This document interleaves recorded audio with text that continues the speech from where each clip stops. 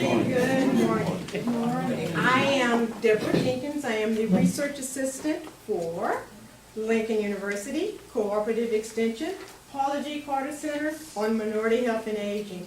I welcome you to our Lunch and Learn today. We have a wonderful Lunch and Learn today. We will focus on two primary areas. This is, of course, Minority Health Month. And we have invited our collaborative partner, Office of Minority Health, to give a presentation today. And we will also have two presenters that will be presenting on surviving a stroke. At this time, we will do the roll call, and we will start with Carruthersville. Good morning, Carruthersville. Are you there? Good morning. Great. Is the 50 plus club there? Yes. All right. Thank you. I'm glad to see you ladies. All right. Let's move up 55 to Sykeston. Good morning. Good morning. Is Jennifer Pryor present? Yes, Well, I am. thank you. I'm glad to see you. Let's keep moving up the virtual highway to St. Louis. St. Louis, are you there? Yes, good morning. Good morning. Good morning. Mr. Little, I got your note, and I was wondering, is Miss Rosalind Curry there? Excuse me.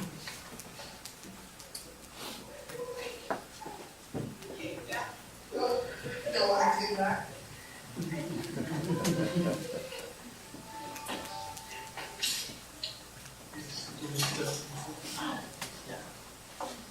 Is Miss Curry present? Would you wave your hand if you're there? Is she there?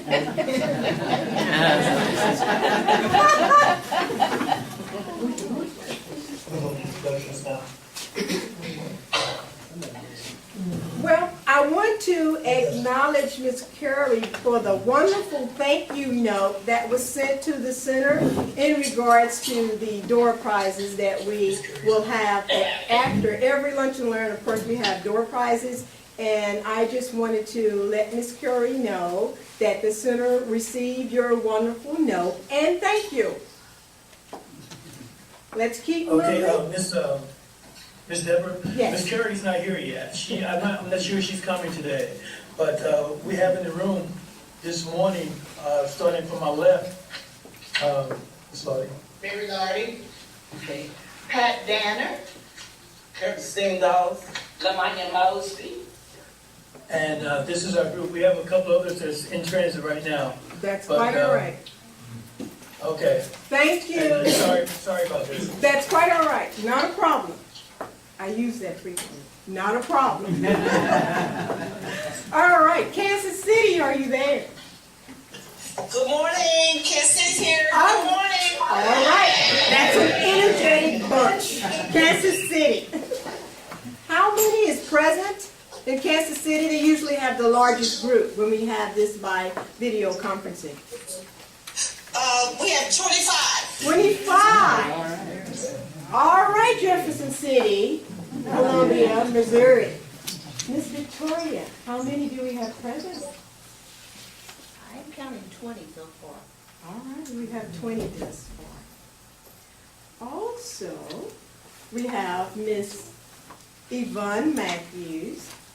She is the interim associate administrator for Cooperative Extension, and she is also the coordinator of the Paula J. Carter Center. Please welcome Miss Matthews.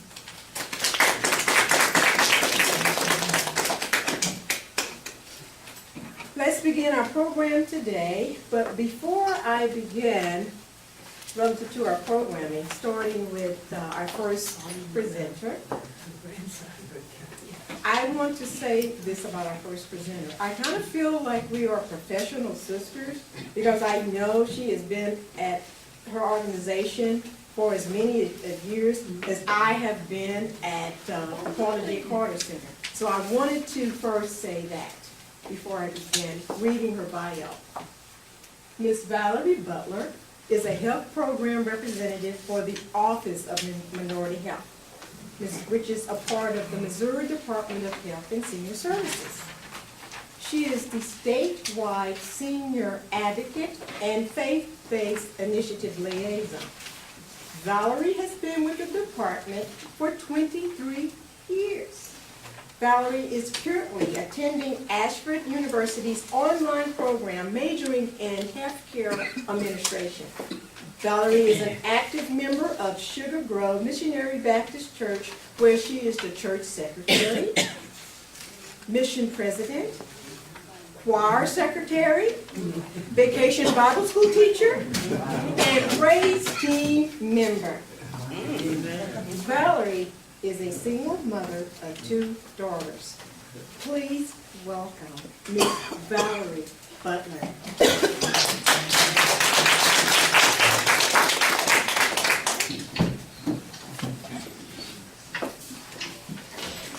Good morning, everybody. Good morning. Good morning, Sites. There's a few familiar faces in the audience today that may not know me as Valerie Butler, but they know me as Ann Butler, which is my middle name. So it's good to see some familiar faces today. I'm going to present to you about the Office of Minority Health and our regional alliances and services that are provided. The office does not provide services. We advocate for the services within the Department of Health and Senior Services. And so I'll just talk about some of the senior services that are provided. A little history about the office. Back in 1987, that was then Representative Mary Rose Bland, met with our department director at that time, and they formed a minority health issues task force. And one of their recommendations was to create an Office of Minority Health here in Missouri. And so then Representative Bland sponsored the House bill to create us. And so we were funded in '88 and staffed in 1989. And I've been there since December 1989 in the same office, Office of Minority Health. So this year, we're coming up on 25 years. So we're celebrating 25 years of being in existence. And we're hoping to kind of have a celebration in September this year. Our staff, of course, in the hierarchy level, we do report to the Governor Jay Nixon, and our acting director is Gail Vasterling. Joseph Palm is the chief of the office now. And of course, we have Joanne Lewis, who is our administrative assistant, myself, and then we just hired Adelia McNulty, who will be a health program representative 3, and she will be housed in our St. Louis office. And she will be focusing on the Hispanic community. The office monitors the programs, as I said. We don't have services, but we monitor the programs that are going on within the Department of Health and Senior Services to improve health equity for African American, Hispanic, Latino American, American Indian, Alaskan Native, and Asian Pacific Islander American populations. So those are the populations that we focus on and target. We are also responsible for participating in health education, design, and implementation for cultural sensitivity and competent programs to make sure that the programs are culturally sensitive to the various populations that we serve. We also analyze federal and state legislation as it impacts minorities in the office in the state of Missouri. And I was reading a couple of days ago that there's a legislation at the federal level to begin an Office of Men's Health. So we'll see how that pans out. We do have an Office of Women's Health, but we haven't been talking about men's health. So there's legislation now for an Office of Men's Health, which I think is really good. We also assist in the design of evidence-based programs. It's make sure that they are improving the health status and promoting health equity for all minority populations. We provide health information and data to our 6 minority health regional alliances, as well as organizations and individuals within the state of Missouri. And I'll talk a little bit about our alliances in just a minute. We also collaborate with organizations around the state of Missouri, healthcare centers, universities, colleges, and state, federal, and local public health agencies. As I said, we support 6 minority health regional alliances. We also support community-based organizations and their activities, and senior service outreach. As Ms. Deborah said, that I am the minority health senior outreach advocate for the state of Missouri. We also support educational and capacity building seminars and trainings. We just did a cultural competency training for some educational group in Kansas City just a couple of weeks ago. So that's just an example of kind of what we do. We also support faith-based communities and initiatives. I know Kansas City, you probably heard about Calvary Temple Baptist Church. That church has a wellness center, it has a garden, it has another piece from that church called Calvary Community Outreach Network, which deals with HIV and AIDS. So that organization is really, really active in that community. We also support technical and advisory assistance related to minority health issues. So those are just some things that what we do, who we support, and we're just very busy lately in the community. Now, about our 6 regional minority health alliances, they're called the Central Alliance, the Eastern Alliance, we have the Northeast, Northwest, Southeast, and Southwest alliances. These alliances meet quarterly, and since I'm kind of the liaison and I work with them, I kind of had to stagger their meetings to make sure that we're not overwhelmed. So we kind of have meetings with the alliances like every 2 alliances every month. So that kind of helps so we can focus on other things that we need to focus on. The regional chairs of those alliances meet like 3 times a year. And in their December meeting is their planning meeting to plan for activities and focuses of what they want to do in the next year. About our Central Alliance, the Central Alliance spans from like Audrain County all the way down to LaPleve County, from Pettis County over to Lincoln and Washington County. And their focus is going to be about violence, domestic violence, sexual violence, and homicide. So those are some issues that in that region that they want to focus on. In our eastern region, which expands from St. Charles County down to Jefferson County, St. Louis City, St. Louis County, and Franklin County. And that alliance wants to focus on infant mortality. And they'll also be working on a Healthy Family Conference that's going to happen in 2014. And so the talks is, maybe we need to make it a statewide conference, or make it at least a conference in each region, so everyone will be able to attend and get the information that they would like to have. Our northeast region expands from all the way up to Scholar County, down to Saline and Pike County, from Grundy to Lewis, and members from that region is usually in the Moberly, Macon, Marshall area, and also Hannibal. And that region focuses on fatherhood, on fathers.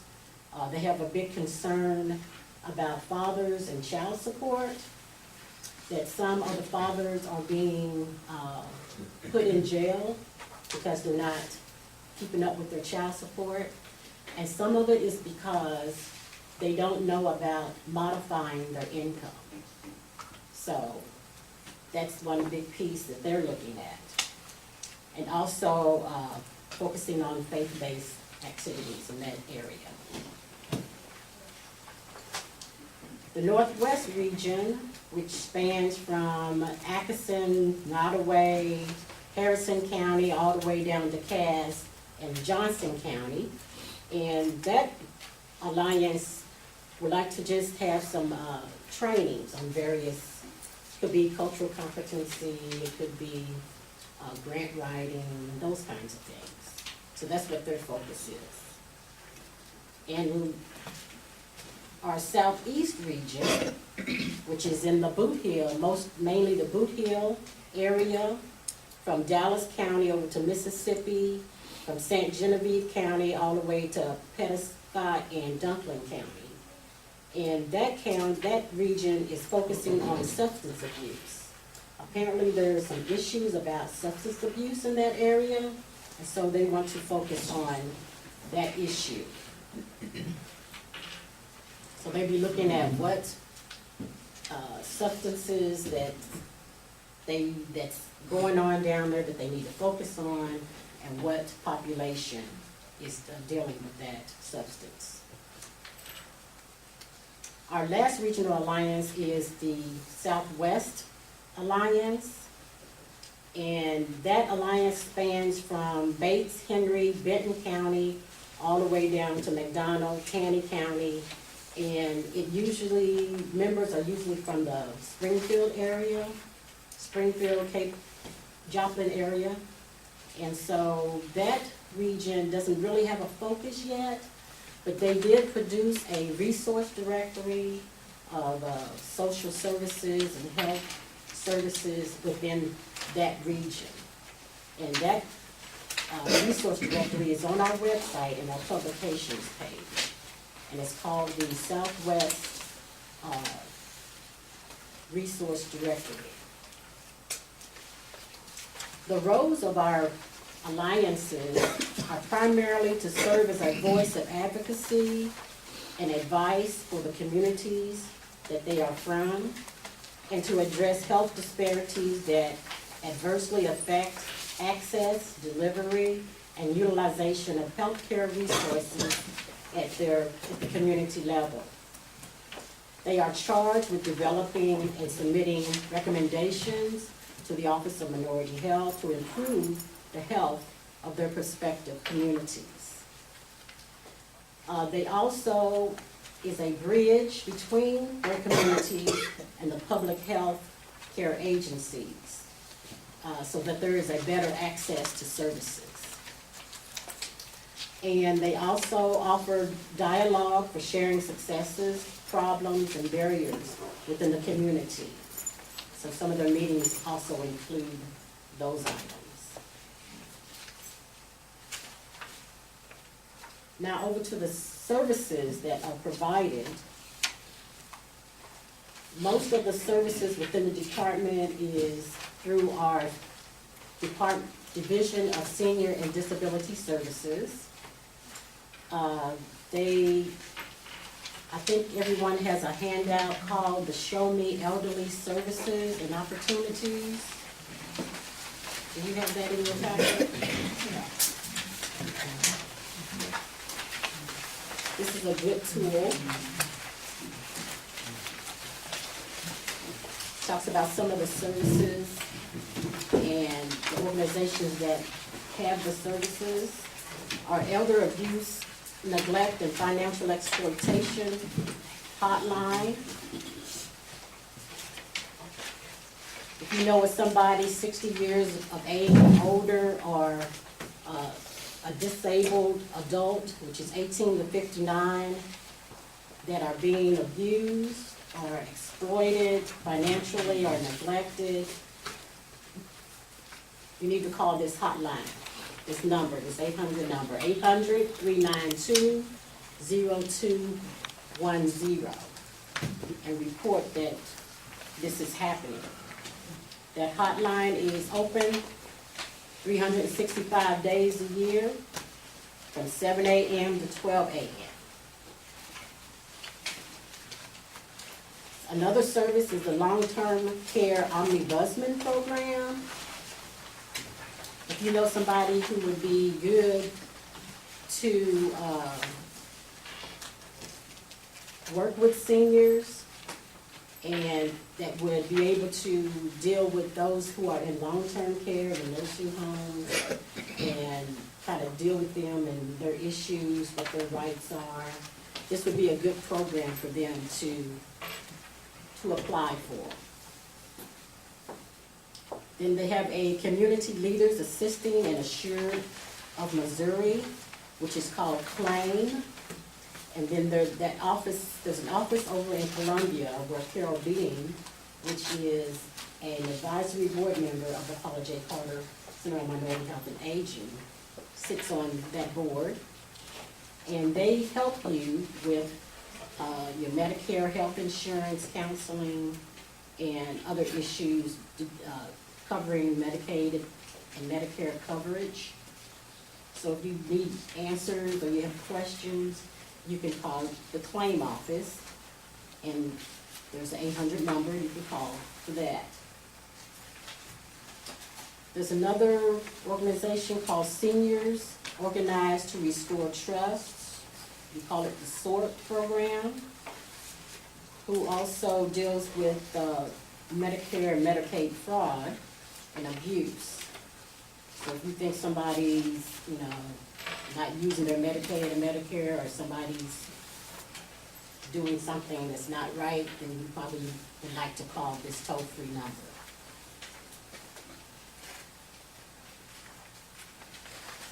We also have our section for long-term care.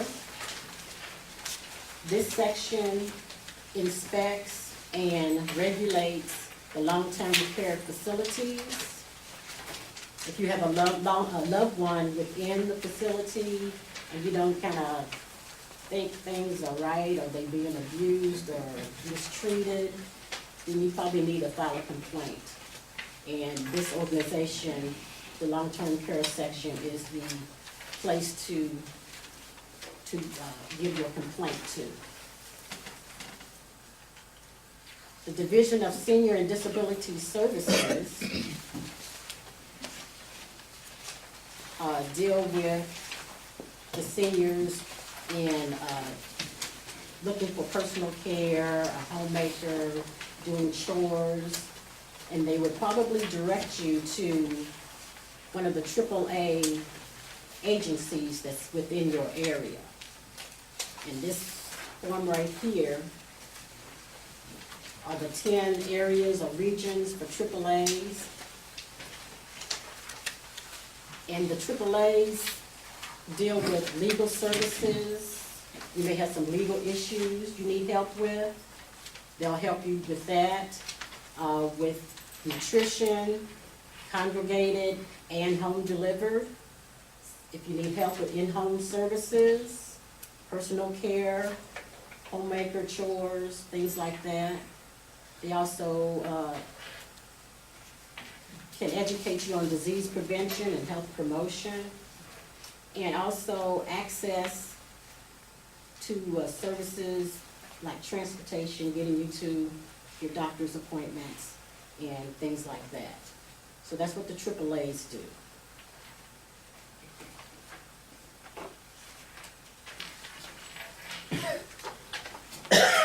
Some of the activities, I have two more. We also have a program called Wise Women. And Wise Women, I don't know if you've seen this pamphlet before. It looks like this. It's not in your packet though. I just want to talk a little bit about Wise Women. The Wise Women deals with heart disease and stroke.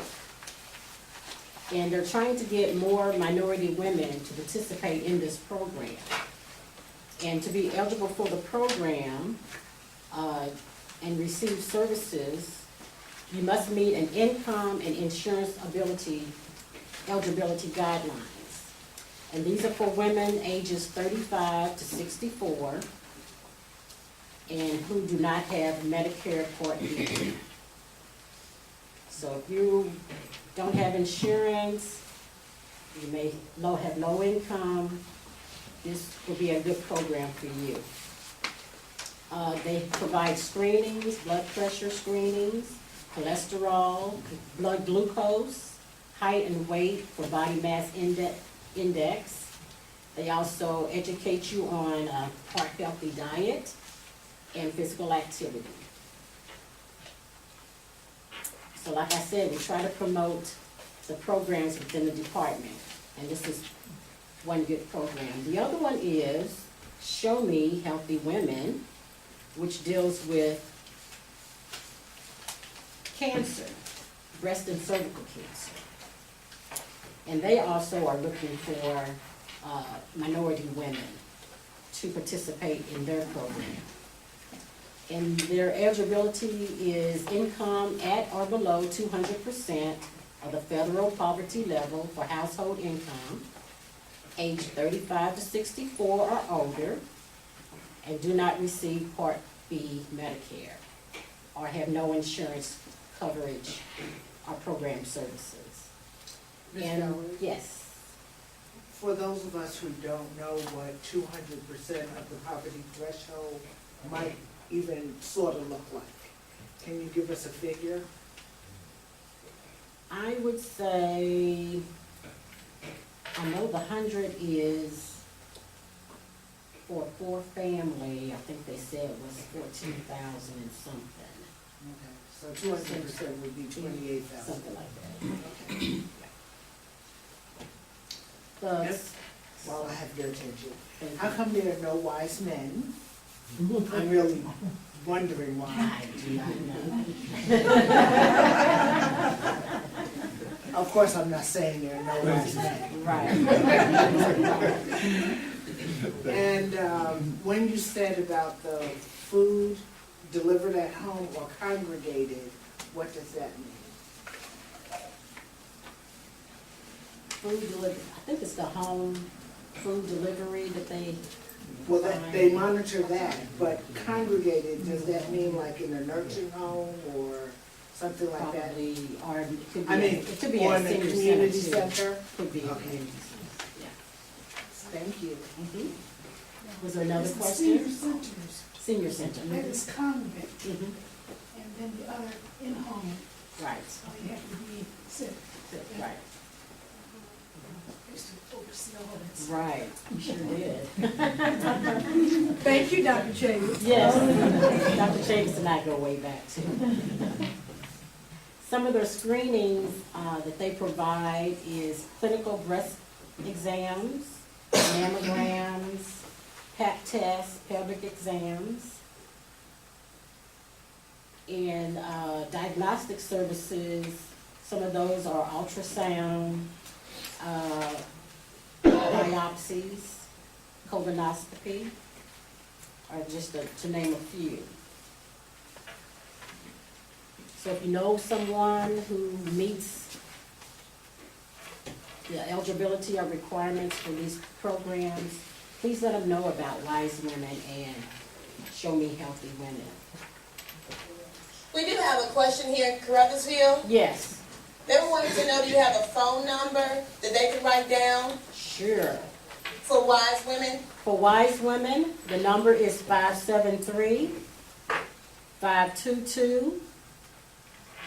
573-522-2845. Ms. Bowers, Yes, May I interject? yes.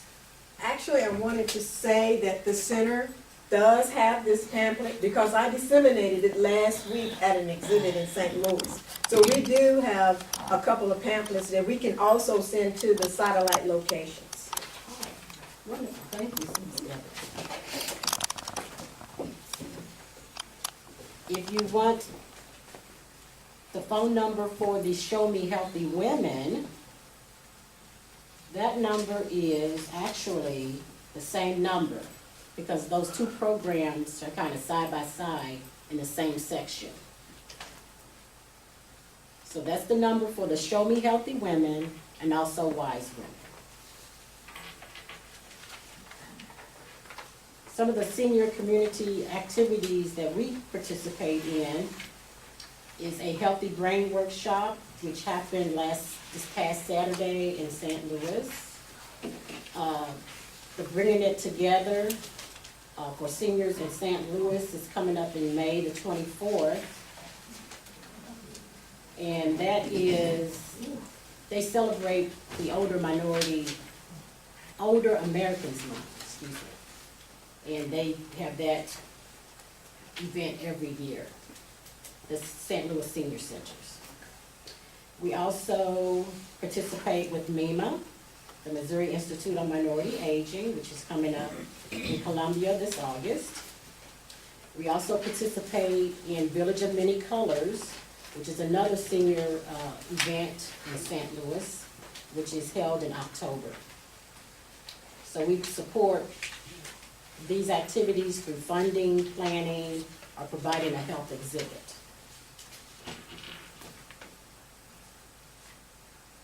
And finally, as Sister Deborah said, April is Minority Health Awareness Month. And in your handout, you'll see one of our ads that we provided for this month. We provided ads in St. Louis and in Kansas City and in Springfield. And we also did a radio spot in St. Louis, which had Mr. Palm's voice on it, and the one in Kansas City had my voice on it. We don't have that. You don't have that one? Okay. But this is the ad that we provided.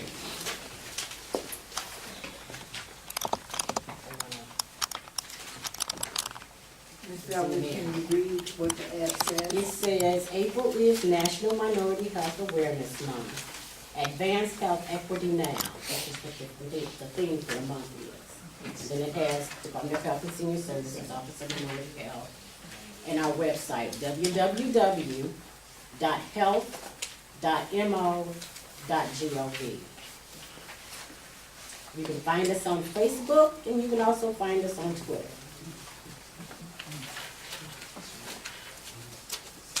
You just type in Healthy Living MO, and you'll get us on Facebook and on Twitter. To receive more information, you can call, our local number is 751-6064. Our toll-free number for the sites is 800-877-3180. Or you can write to us at P.O. Box 570 here in Jefferson City, Missouri, 65102. And I just gave you our web address. Or you can email me.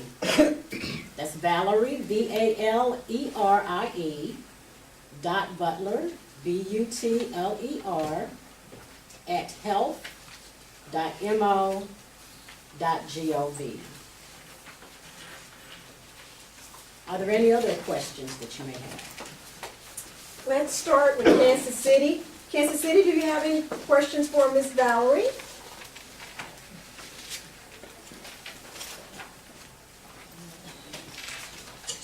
There are no questions.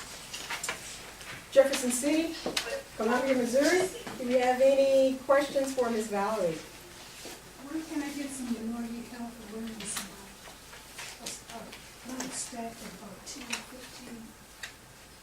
Would you have that in the office or? We didn't make any cards or anything.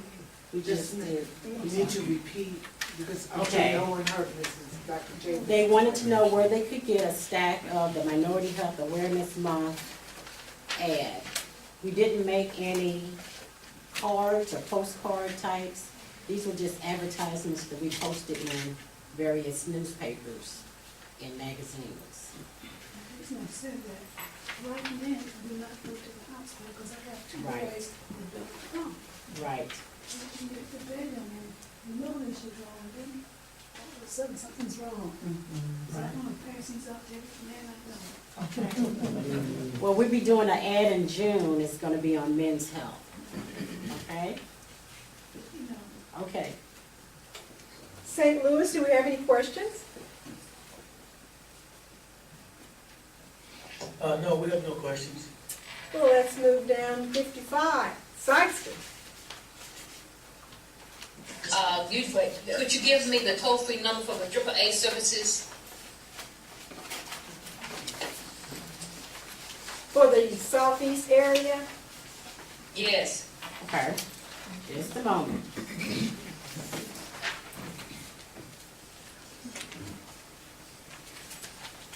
For the Southeast Missouri AAA, that's 335-3331.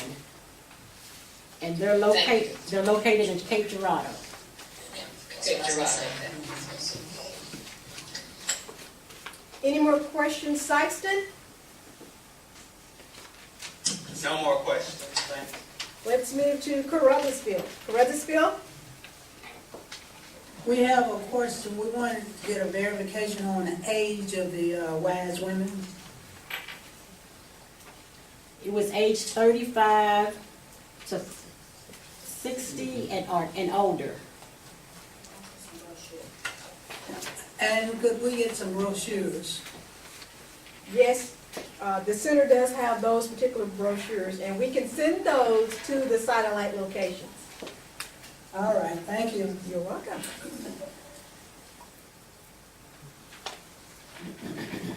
If there are not any more questions at this time, please join me in a round of applause for Miss Valerie. Not yet. We have a few words from Miss Yvonne Matthews. Okay.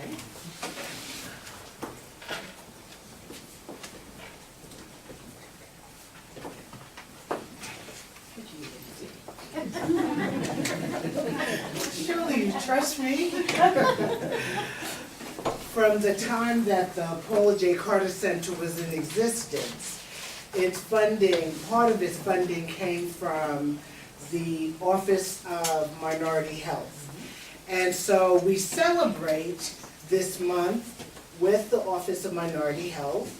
We congratulate you on having 25 years of providing service to the state of Missouri. And although this is not the healthiest dessert, we have this cake made in your honor and presented to you, although you can't have it. It will be cut and be part of our dessert with our lunch. But we did want to say congratulations on all the work for people in the state of Missouri, and particularly for your assistance and support of the Center on Minority Health and Aging. Thank you.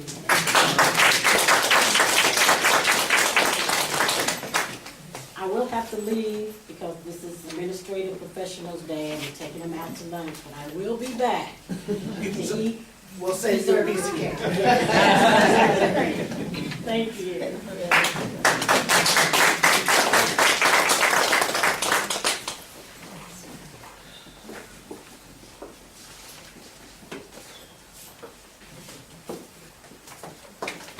At this time, we will transition into our very important topic. and the topic is about stroke.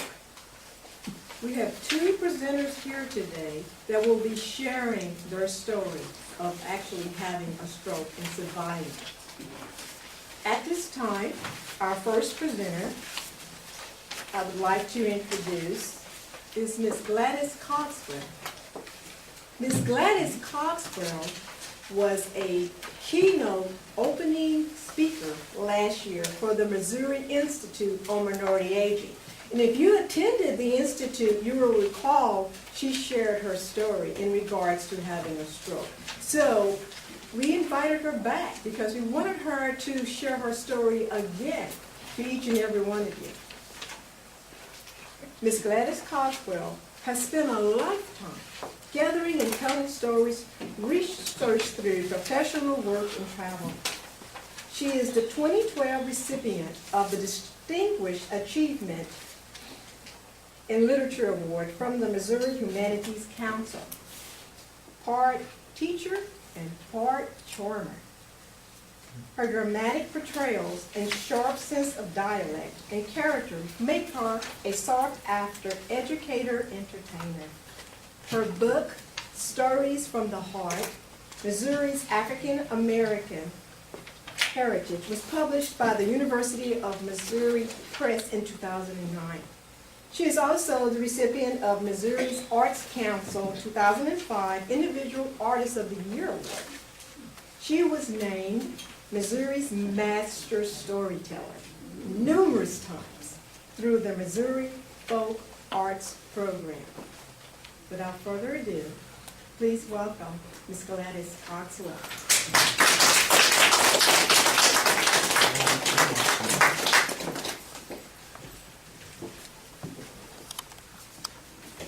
Good morning, everyone. Good morning.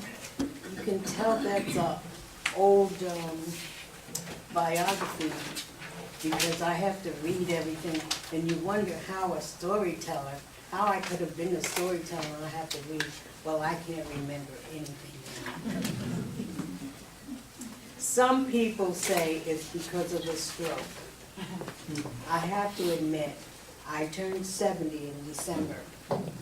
And so it might be a little bit of old age. But I feel so blessed to be able to return to Lincoln University's campus to share my story.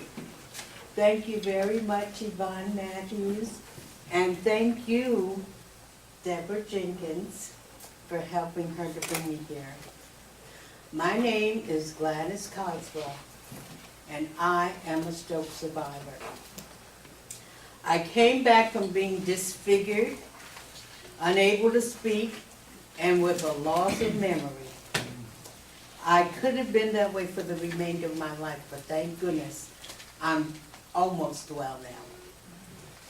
It's my intent to share this information with you and hopefully help you to save yourself or a loved one from such a situation. I was a nationally known storyteller, telling stories all over the United States. My stories were chosen to help people think more positively about themselves.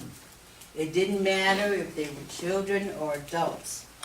My stories transcended age levels and were designed to help people value themselves.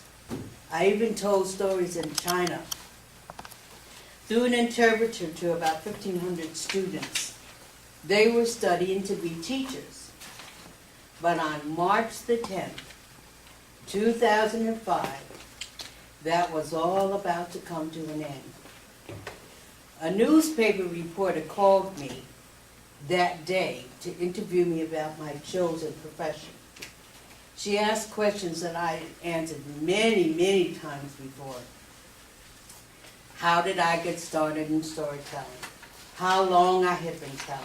What my favorite story was? And just what storytelling meant to me. When I tried to answer, I couldn't pull my thoughts together enough to answer those once familiar questions in an appropriate manner. Finally, I had to ask her to call me back that Monday. She said yes, but that was the last time I talked to her. I didn't think about it, however. And then it came to me that I had just gotten too excited. I needed to calm down. Thoughts of that being the beginning of a stroke were the furthest thing from my mind.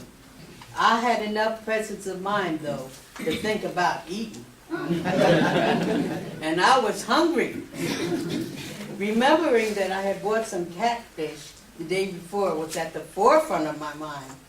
My appetite told me I had to have some, fried at that. I went in the kitchen, fried that catfish, and was on my way to the dining room to eat it when I fell. Not only did I fall, my fresh fish fell all over the floor too. It still didn't register that something was wrong with me. Do you know, I crawled around, picked that fish up, and ate it off the floor. Didn't even kiss it up to God. Didn't wipe it off, blow it off, or any of those things.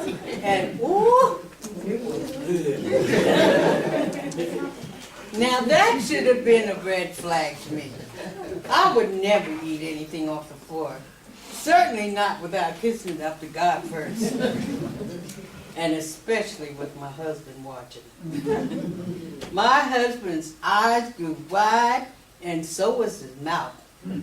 It seemed as if he was shocked, and I couldn't understand why. I tried to get up, but I couldn't.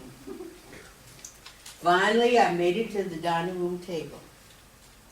I used the table leg to assist me. When I stood up, I had to wonder, what the heck was wrong with my legs? Why couldn't I stand up? My husband offered to help me, and I said, no, thank you. He looked worried and even said he thought I was having a stroke. He was going to call 911. I said, what? You better not call 911. That number's reserved for sick people. He had just had a stroke about 2 years earlier. I assured him that I would be fine in the morning. I was healthy. The thought of having a stroke was foreign to me.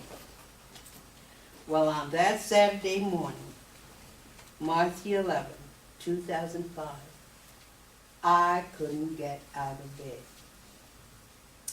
My legs wouldn't hold me up. I was dead weight. Naturally, I fell on the floor again when I tried, and this time it was harder. My husband jumped out of bed and said, I told you so. I'm going to call 911, whether you like it or not. And he did. The ride in the ambulance was a rocky one, and I made the mistake of saying I would go to the hospital, which was closest to where I lived. The doctors say that strokes require immediate help. My stroke had started the day before, even though I didn't acknowledge it.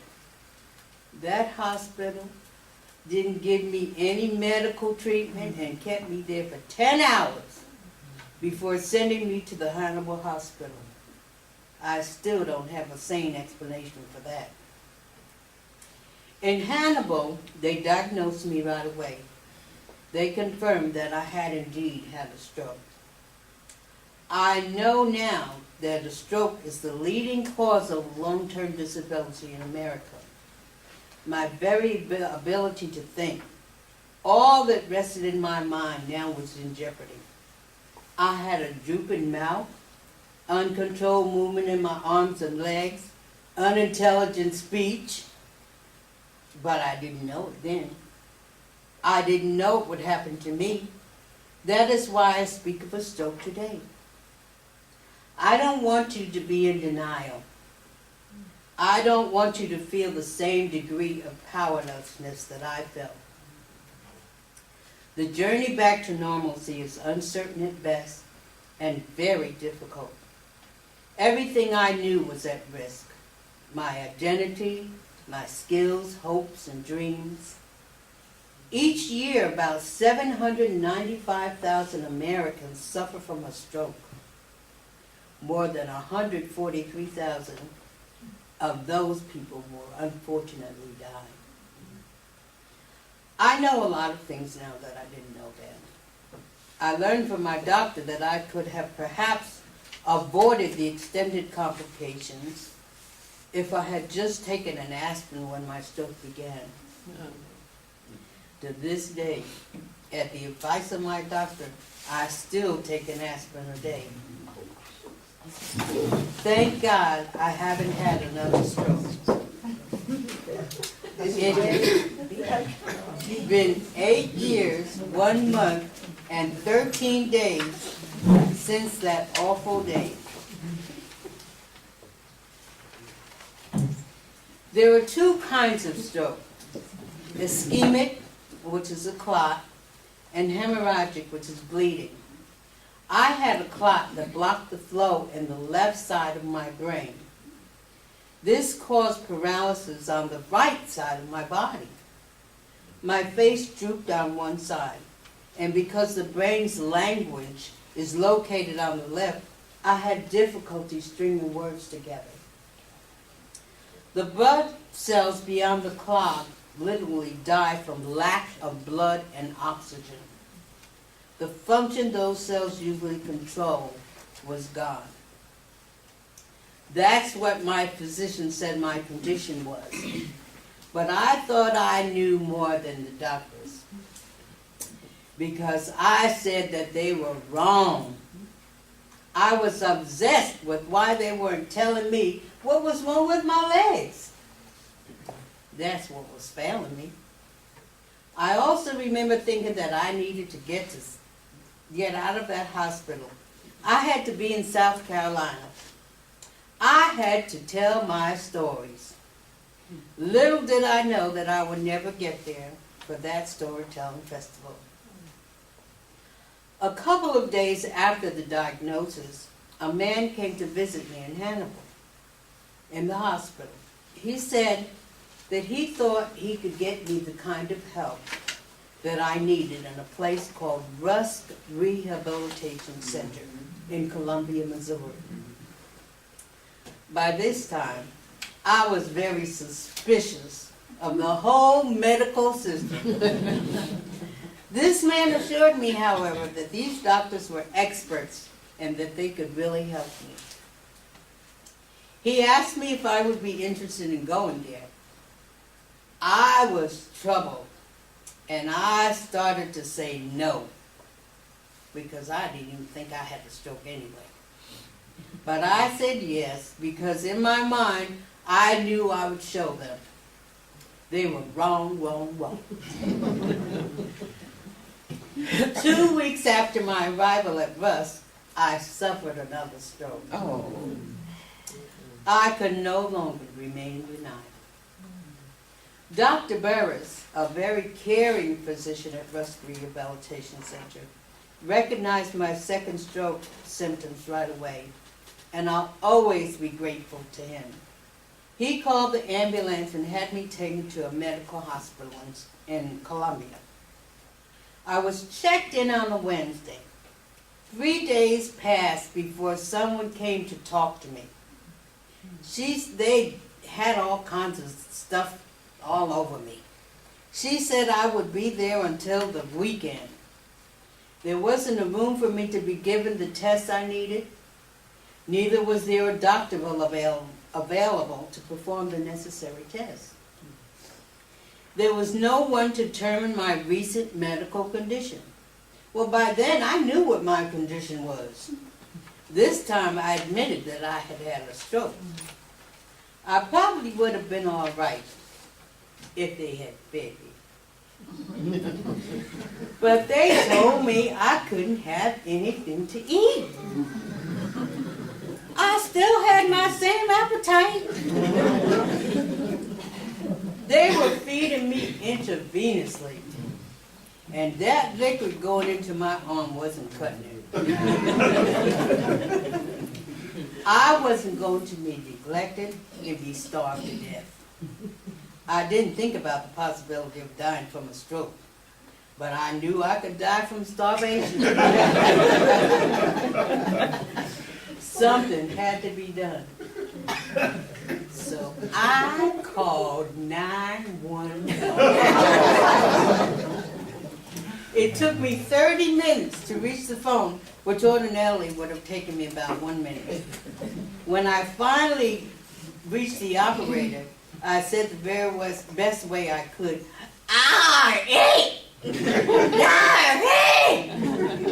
I was trying to say, I want to eat, no one is feeding me. The 911 people understood. They understood enough to respond right away. You know, in less than 15 minutes, the doctor found the room, I was examined and everything. Most important was that they gave me a big hamburger and some other food to go with it. Then they took me back to Russ in a private van. But then I had an issue with Russ. They told me I couldn't walk. I decided no one was going to tell me what I could or could not do. I was going to show them that I could walk. When I got up, or tried to get up, to walk to show everybody I could, I fell on my face again at the hospital. I was so ashamed. I fell so many times they had me sign a statement saying that I wouldn't get out of bed without bringing the nurse first. Then I became angry. I started questioning God. Why me? Why now? Why? When I was at the top of the ladder with my storytelling career. I had worked so hard to get to the top. And now that I was there, the door had been slammed in my face. I cried until there didn't seem to be any tears left. Was I going to be in this wheelchair for the rest of my life? I had lost all of my dependents. When I was in the rehabilitation center, I received over 400 get well cards, lots of flowers and phone calls. But you know, people get busy. And if you don't get better soon or die, it seems they forget about you. When I got home, I couldn't bathe myself, I couldn't comb my hair, I couldn't get out of bed by myself. I fell and I was too heavy for my husband to pick me up. So we had to call our neighbors to come and help me get up off the floor and back into my wheelchair. I was so depressed. I was so depressed that I finally lost my appetite. My husband was worried because I wasn't eating. He knew there was something else going on. He took me to the hospital, and the doctor diagnosed me as being depressed. Then they sent me a bill for $1,800. The average person would have suffered a deeper depression because it is normal to become depressed after a stroke. But I decided I couldn't afford depression. And I have never been depressed since. As a matter of fact, that is what gave me the motivation I needed to stop feeling sorry for myself. I started rehabilitation. I learned to focus on my strengths rather than on my weaknesses. Did I want to give up at times? Did it seem impossible at times? Yes.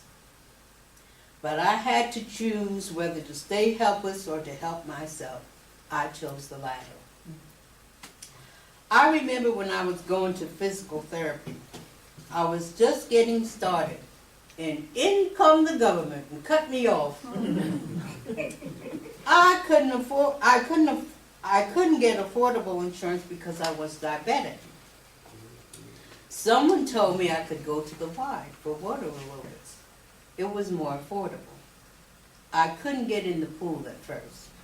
I had to be lowered down with a lift, and I had to come out of it the same way. Once I was in, I could do the exercises.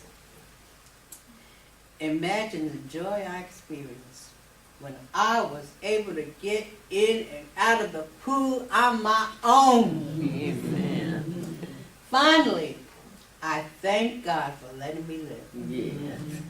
for not taking my life. Yes. I was grateful that He had given me another chance.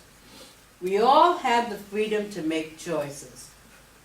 God didn't make me live the destructive lifestyle I had engaged in. I chose to do that. I chose to let myself get up to 260 pounds. I chose to eat the wrong foods, which gave me debilitating diabetes, destructively high cholesterol, and high blood pressure. I watch my weight now. I'm losing weight slowly. I've lost 52 pounds. When I say that, people ask me, 52 pounds in 8 years? But I tell them it's because it's still hard. But at least I'm not gaining. Amen. I don't buy birthday cakes for myself anymore when it's nobody's birthday.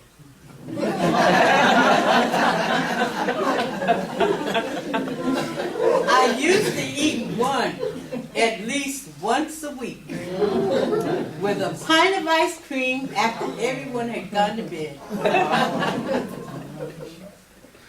Then it occurred to me that in 2003, my own mother died from diabetes complications.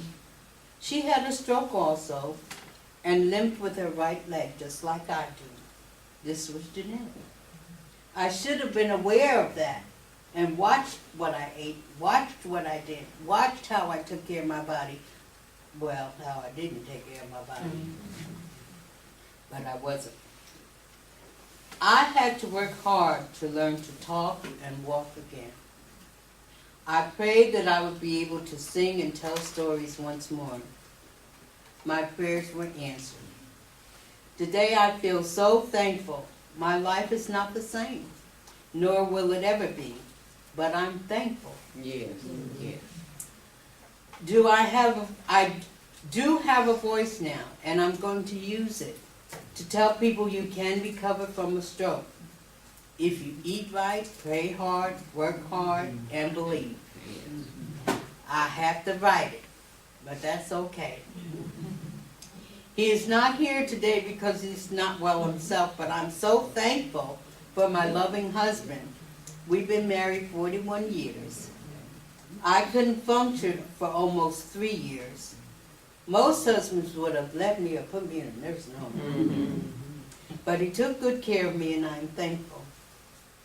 And I don't know what I would do without my dear friend Angela Williams.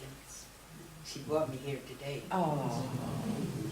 Angela was my apprentice through the Missouri Master and Apprenticeship Program. I've known her and her family since she was 9 years old, and she's older than that now, as you know. She was my apprentice when I became sick. When I went to Columbia, she visited me almost every day. She would drive all the way from Hannibal. Every day. Once I admitted that I had a stroke, I told her, don't come back, because I knew I would be dead. Oh. But she came back anyway, and I'm still alive today.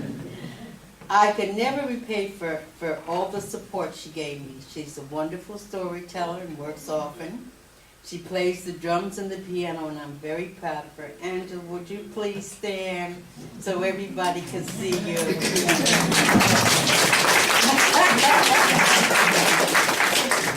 Thank you. people do recover from a stroke, and some people don't. But first, if you are going to recover, you have to face the fact that you've had one. You can most likely prevent a stroke if you follow these directions. 1, know your blood pressure, and if it is elevated, get it treated. 2, if you are diabetic, try to tightly control your diabetes.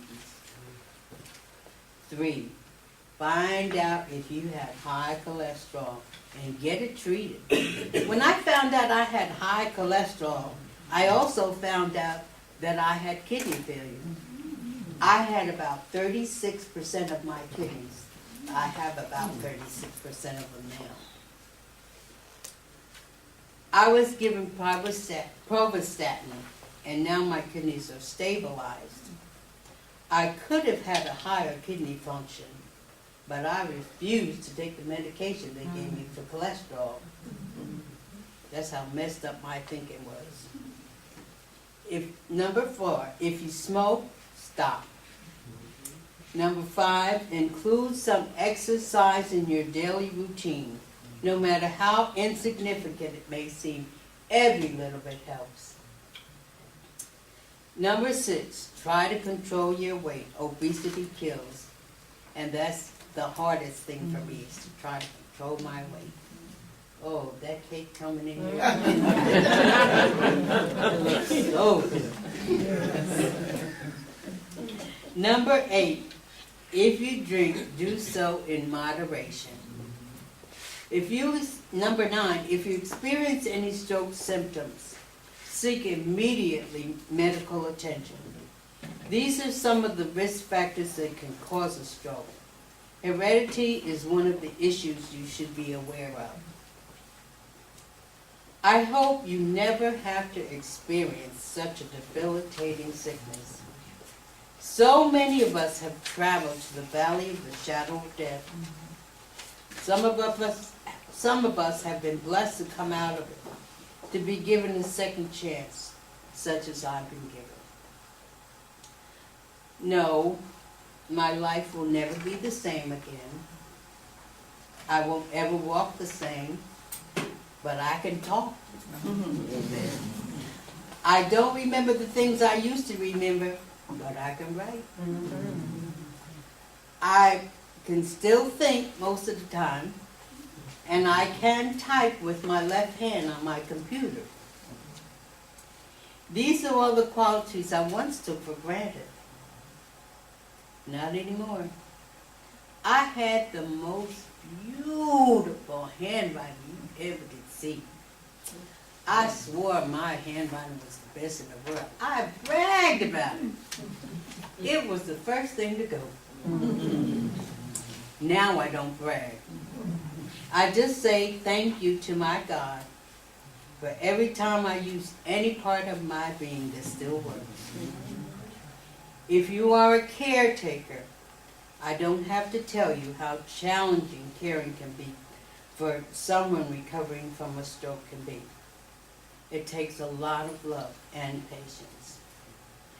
I hope you do remember that if it can happen to you, and your life that it can happen to you, and your life can be irrevocably changed. If you live, you'll feel like singing. I feel like going on. I feel like going on. Though trials come on every hand, I feel like going on. Thank you so much.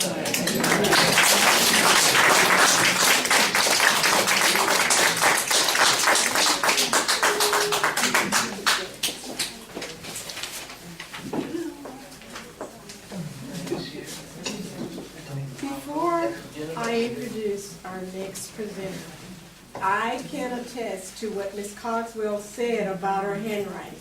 Her handwriting was beautiful because she autographed one of her books for my daughter when she was 9 years old, and now she's 28. At the next lunch and learn, if you all are in attendance, I will bring her book. Also, Ms. Cogswell's presentation is a great segue into the next presenter, Ms. Dr. Nan Oglesby.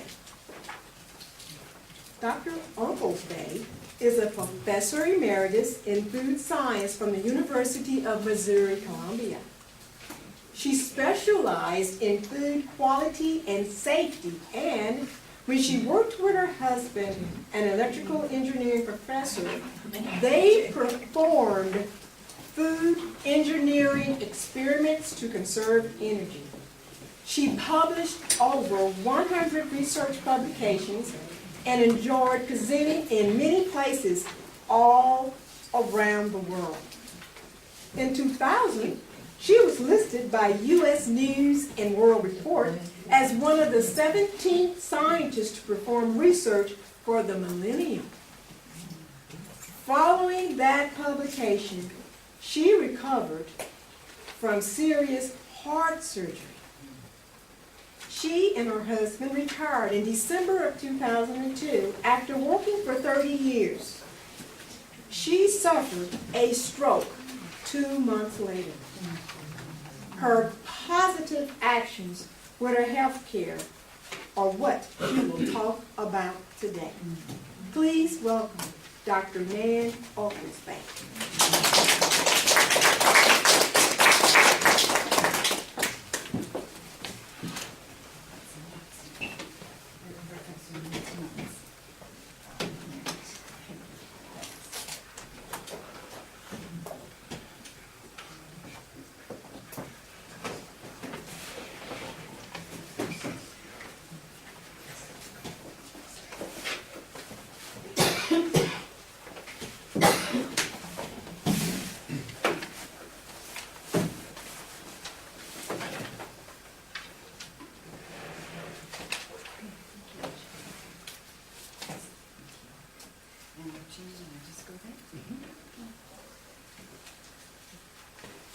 Can you all hear me?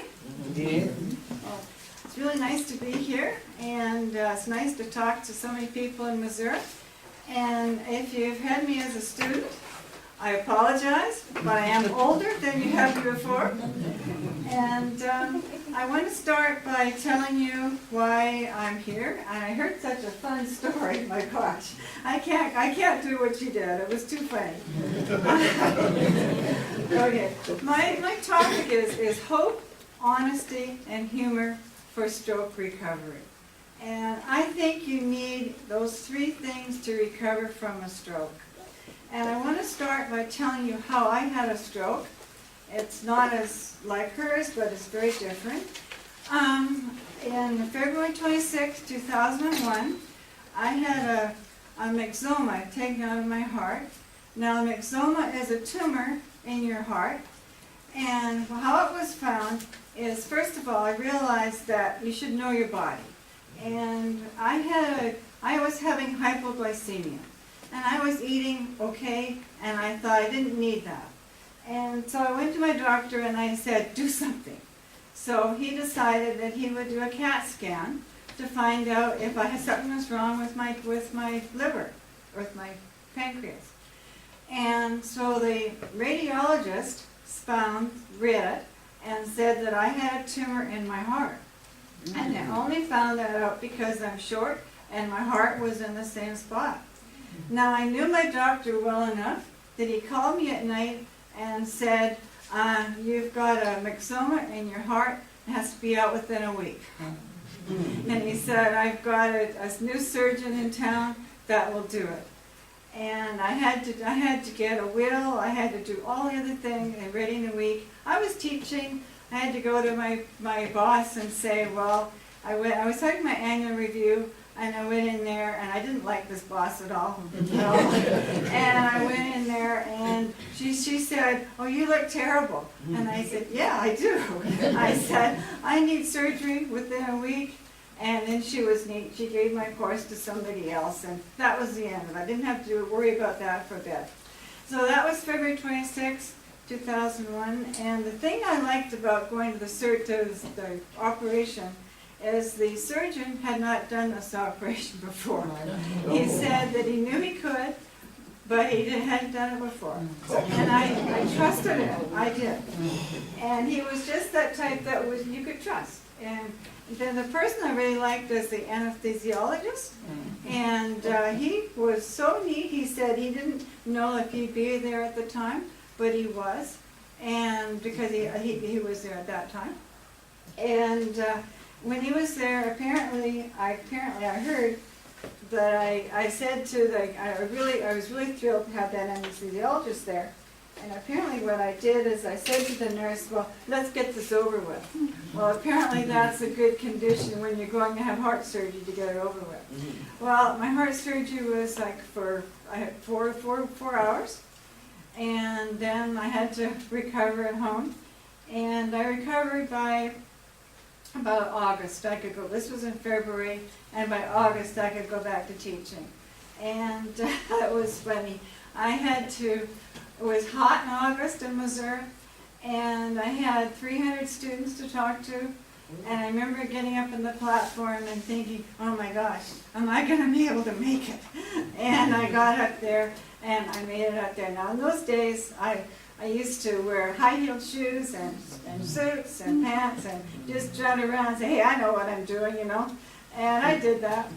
But my problem was when you've had heart surgery, as some of you know, you can't say the words right. And I didn't know if I was saying the words right. And because you don't know if you're doing it right. So I had two students in front of me, and they were yakking all the time, just like you guys, yakking back and forth. And so I said, "No, you're not. I'm sorry. No, you're not." So I just wanted to get your attention. So I found out, knew who these girls were, and so I sent them both notes. And I said, "I've had heart surgery," and I said, "Am I saying the words wrong? I mean, I need help. Am I saying the words wrong?" And they were so sweet. They sent me back notes, and they said, "No, we love your class, and no, you're not saying the words wrong, and you're saying perfectly. And we can't imagine you've had heart surgery, and you can have 500 students at a time." I didn't want anybody to know I had heart surgery. I should have known that. I didn't want people to know that, so I just kept it quiet.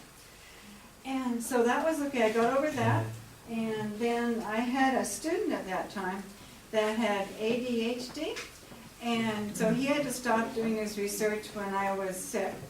And when I recovered, he got back and finished his work because nobody could work with him. And I had figured out how to work with him. And that fall, he finished his thesis, and it got published. And I had a professor coming from USDA and FDA, and he got a job with Homeland Security. And with FDA, apparently it's great for when you're working with FDA, you have to know the answer is right or wrong, because he's working with microbiology. So you've got a good answer or a right answer, so it was good for him to do.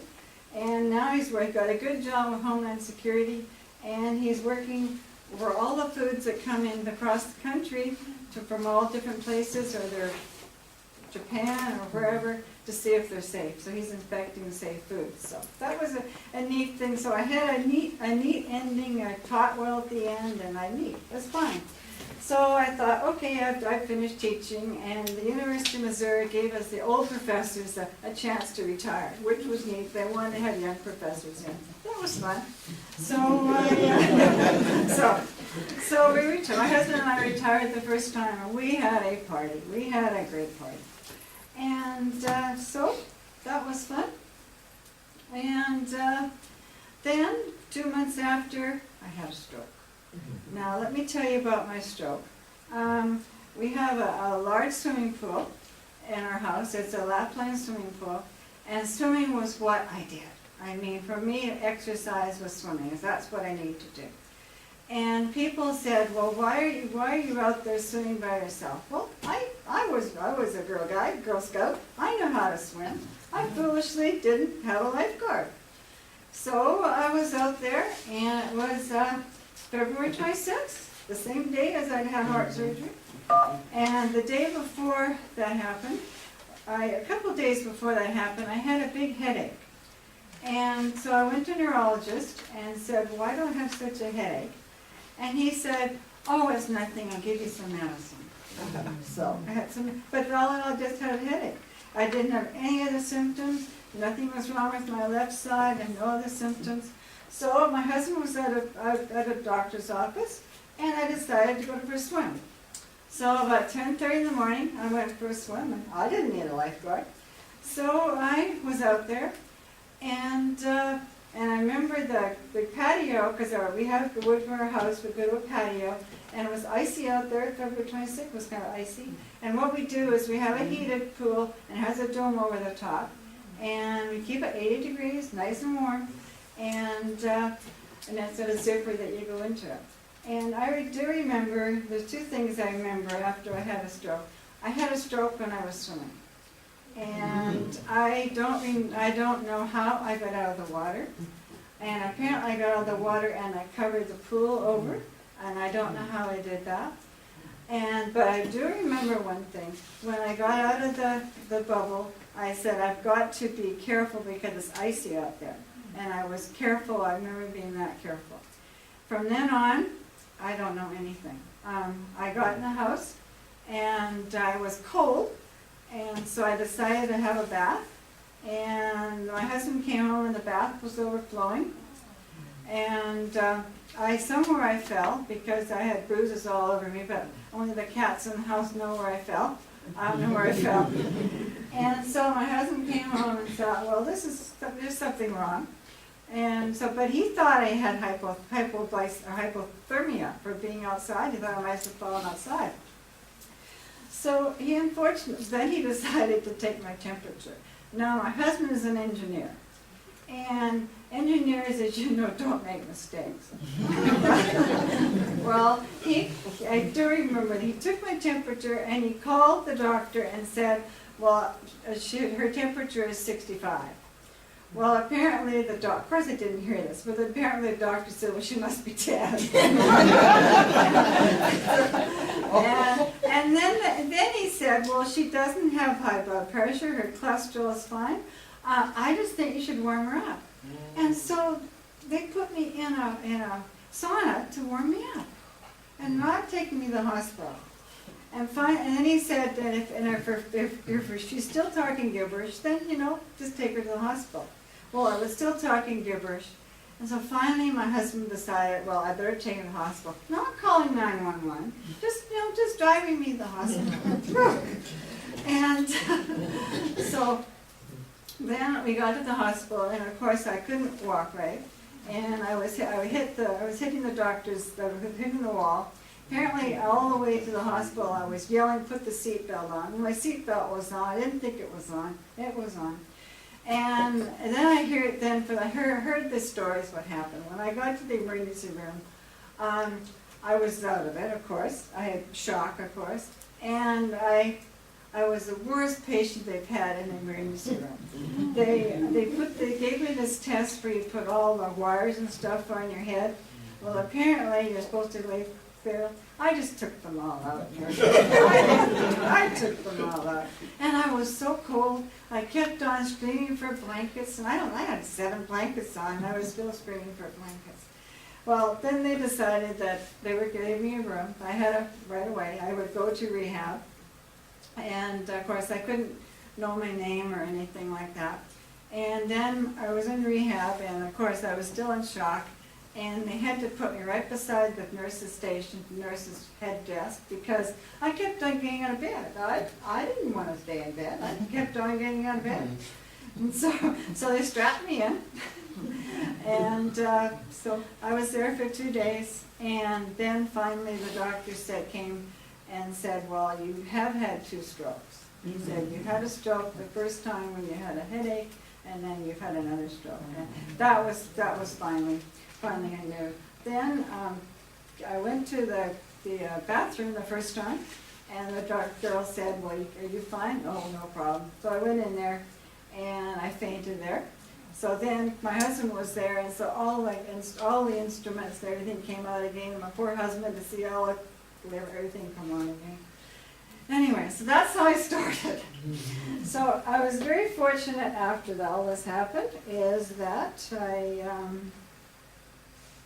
let's see, how do I do this? This way? Is it going? Oh, okay.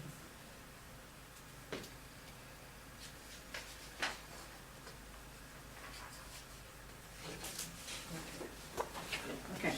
Obviously, the first step for having a stroke is recognize it. Obviously, I had a small stroke which should have been treated right away, and that didn't happen to me. And actually, I didn't get treatment for 12 hours, which was bad. It should have happened much faster.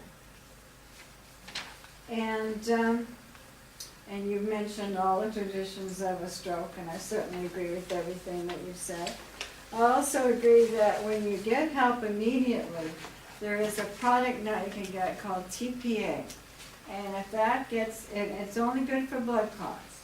And right now, if you have a stroke and there's blood clots, then that helps you right away. So you don't have to go through the extensive rehab that you and I had to go through. And if that happened to me a long time ago, I mean, it would have been very good at that time. But that didn't happen, so I can't say everybody did the wrong thing, but that's how it happened. So.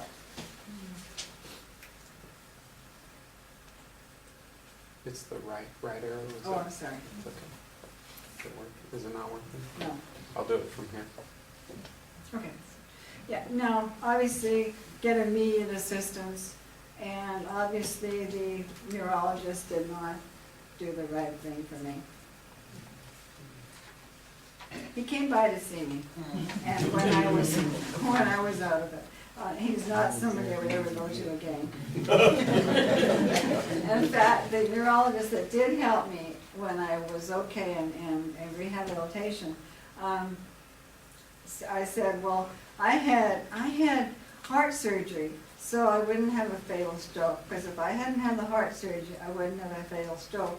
Well, this guy said, well, you didn't have a fatal stroke. Anyway, I recently heard he got divorced.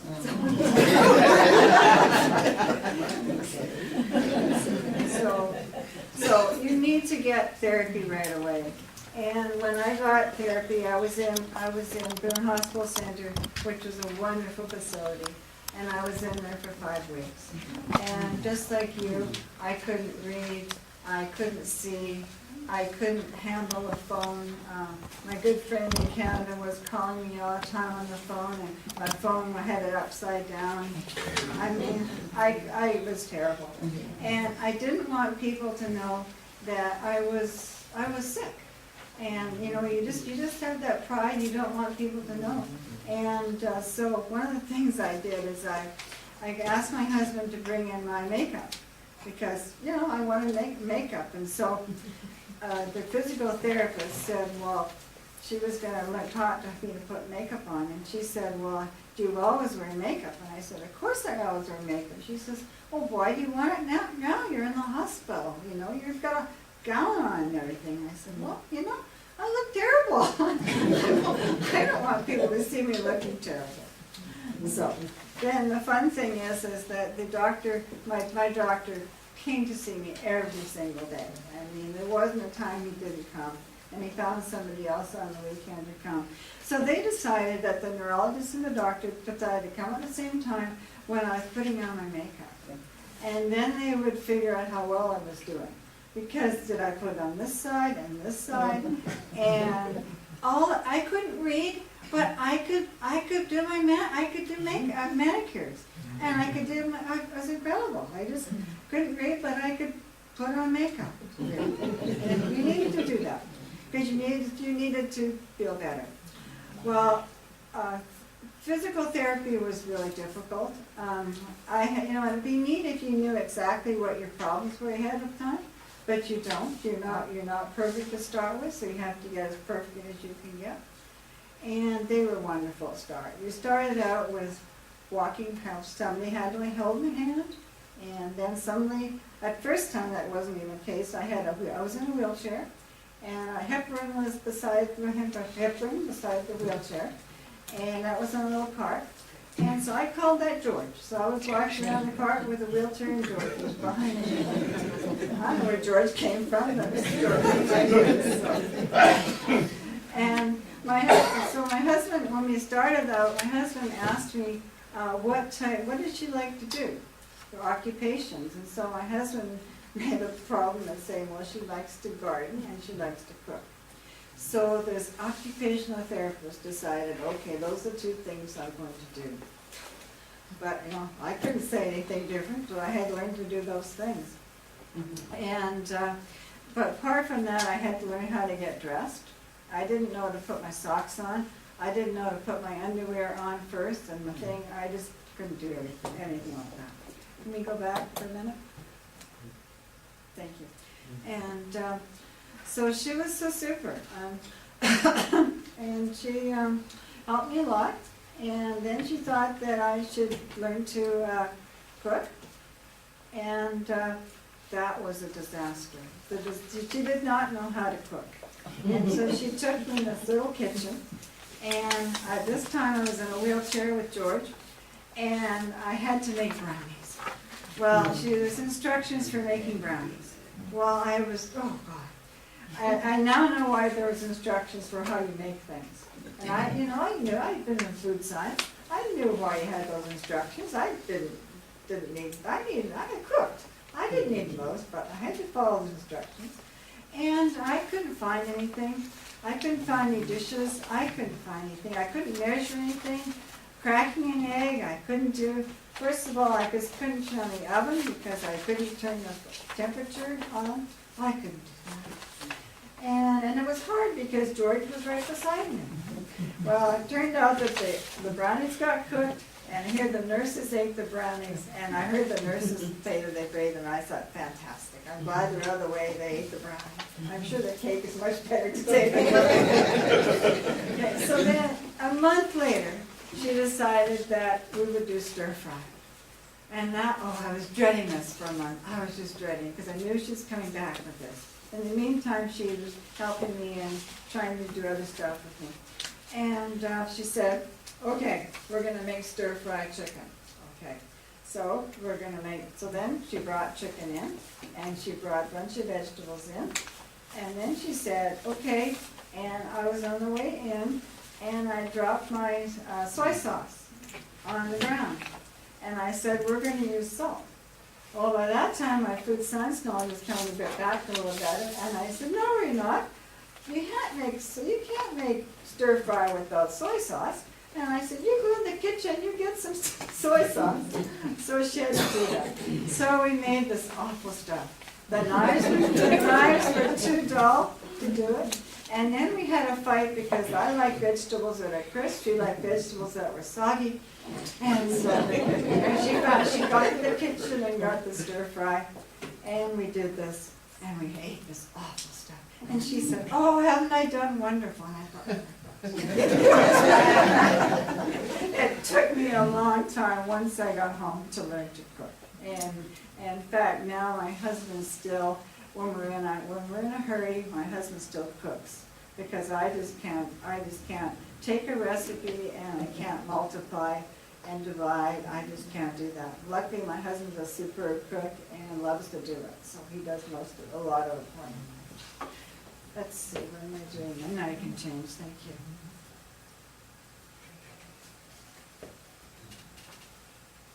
And I think, why is therapy so vitally necessary? You need to do the gardens that you like to do. And I love to garden, and there's a picture of my garden last year, and the things that I like to do. So I was able to garden, When I was in the hospital, I had to do pansies at Boone Hospital Center. If any of you see pansies at Boone Hospital Center, I had to do them that year in 2003. I thought people might be watching me, and she taught me how to take them out of things and then put them on the thing and put the 4 there and count them all off, because I can't count. And so then I had to water them. And luckily it rains, didn't have to water them, so didn't have to get them. Terrible thing. But I would now can garden and enjoy doing things like that. Okay. Now, when you're doing therapy, you need a point of focus. And what I did is that I wanted to get well, and I wanted to get well as fast as I could. And my point of focus was I was invited to give a professional presentation in August, and this was like February, I had a stroke. And I thought, okay, I'm going to do this, and I'm going to do this, so people will help me with this. So I tried, and I made my reservations. I can make reservations. I made reservations after the time of the conference I'd be at, and I could not do that. So that was something I had to do. So I had to say, no, I've had a stroke. First of all, I kept my memory. My memory was fine.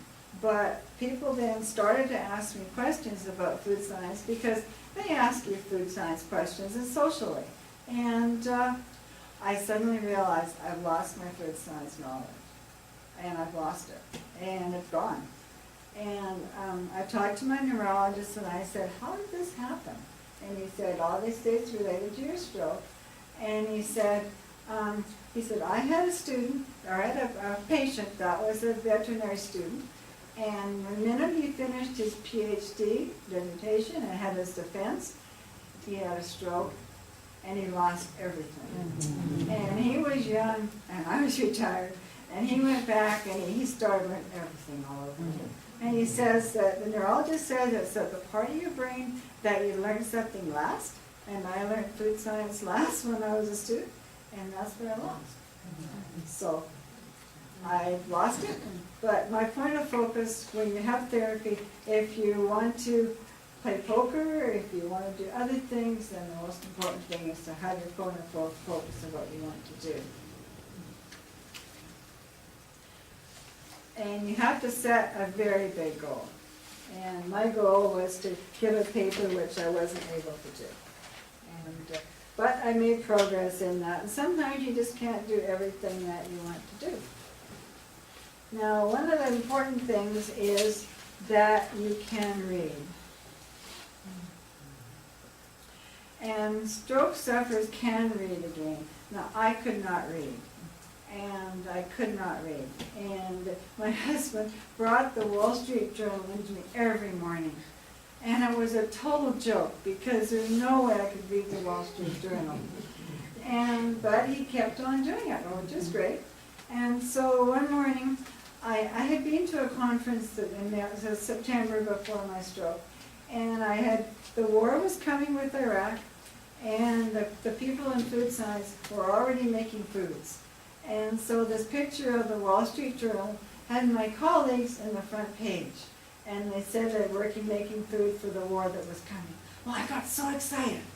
I had to read this paper.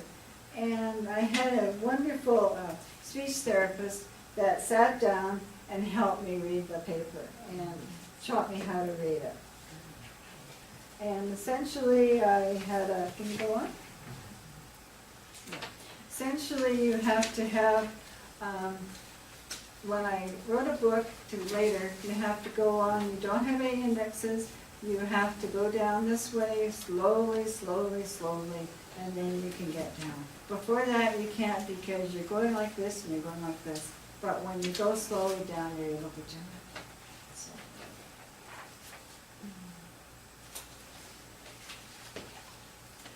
And you have to, yeah. And when I wrote a book, I had this, when I had all down one side with no indices, and this was done with permission of the American Blind Association with their type, which is what they use. Okay. Now, you have to have a lot of perseverance, and my speech therapist was fantastic. Now, I thought speech therapy was learning to talk. Well, at first I couldn't talk again. But what I decided then, she taught me how to do math. And she would come in every day with math exams, with math experiments. And I knew at 11 o'clock every day she'd be in there. And after half an hour, my brain hurt. I mean, so then I ended up by calling the professor because she hurt my brain so much. And in fact, she actually, when I published my book, she came to a discussion of it. But she said, you know, so I had to learn, I had to get to myself I went from not knowing 1 and 1 equals 2 to grade 6. And so I told somebody I had gone from 1 and 1 to grade 6, and is that enough? And apparently grade 6 is functional, and that's all I can do. And when I'm out for lunch or something, somebody figures out the bill, and I use a MasterCard, and I can't count. I had trouble getting these papers together to try to count, and if you notice, they were quite not as nice as you thought, because I had trouble getting them together. And, but you have to know. And I have to tell you something about the speech therapist and what happened. She taught me how to read. She was there in a day that was kind of not busy, so she taught me the procedure, how to read. She apologized because that wasn't her job, but she just taught me how to read. And it was wonderful. Yes. Okay, occupational therapy. Okay, apart from learning to cook and doing all the other things she gave me, she asked me, the first time I was in there, she said, well, do you know how to go to the bathroom?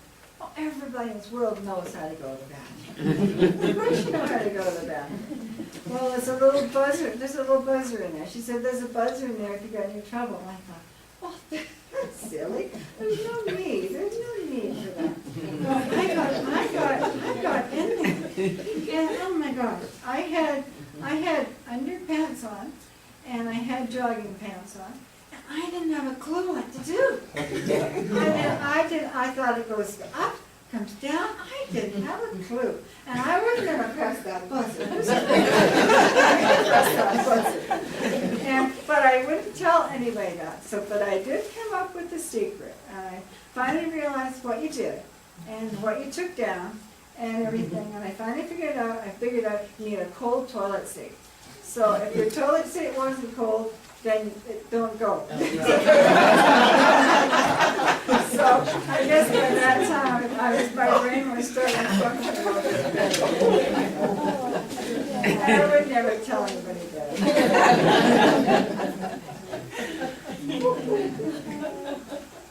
Okay, first of all, avoid fear of having another stroke.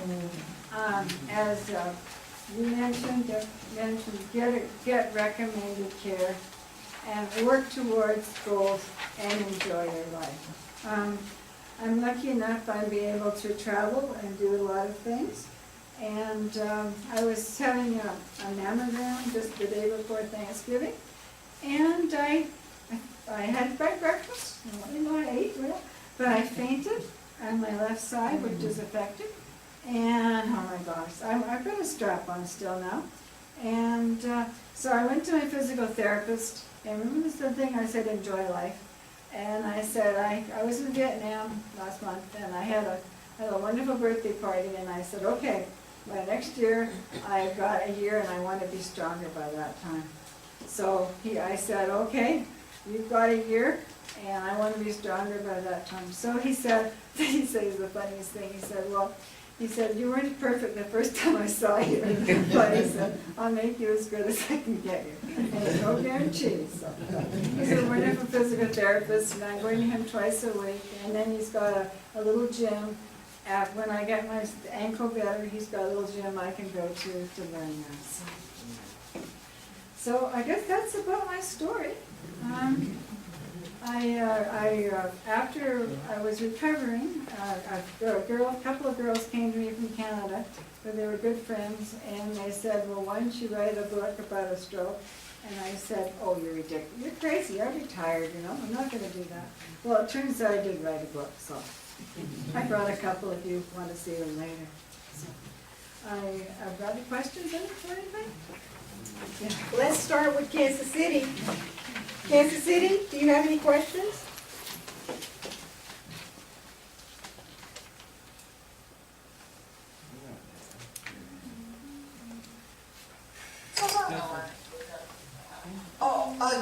Kansas City has no question.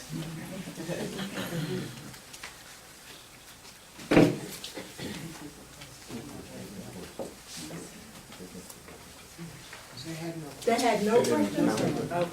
Well, let's keep moving. Let's move to Mid-Missouri. Mid-Missouri, do you have any questions for Dr. Ned Oglesby or Ms. Gladys Coxwell?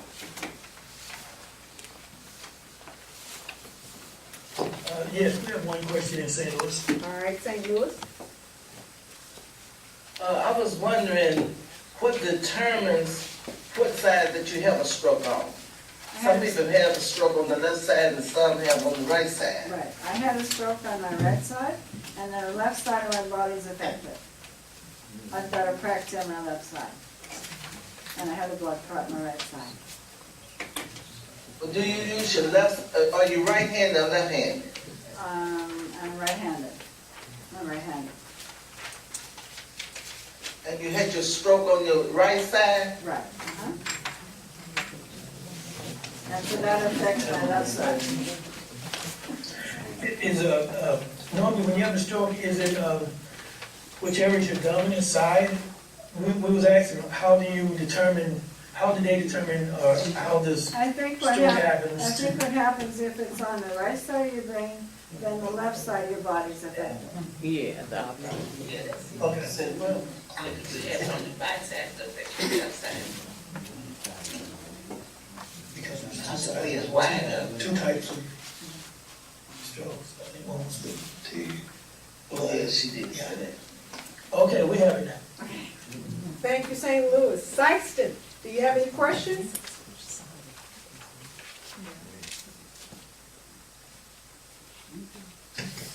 We don't have any questions, but thanks for the information. Both speakers were great.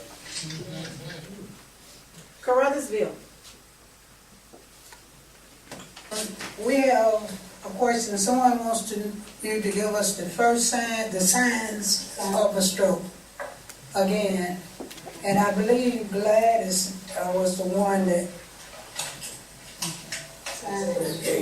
what are the signs of a stroke? Whoever gave it. Well, Or is it more than one sign? there's more than one side. They affect people differently. Can you go back up and give some of that? Right. Some people have slurred speech, some people have a headache. Just hold on a minute, Ms.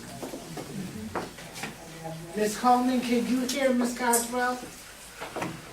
Yes, yes.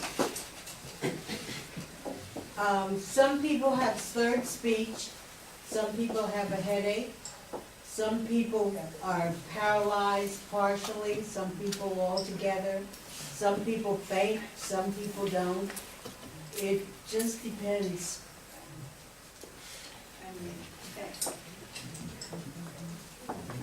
And their eyes can droop. Yeah, the side of your face can be droopy. Just about any abnormality, you should go see a doctor or go to the hospital. Are there any more questions from Carruthersville? Yes. What about the blood pressure? If your blood pressure remains high constantly, is that a warning? Yes, It's a definite warning definitely. to help with it.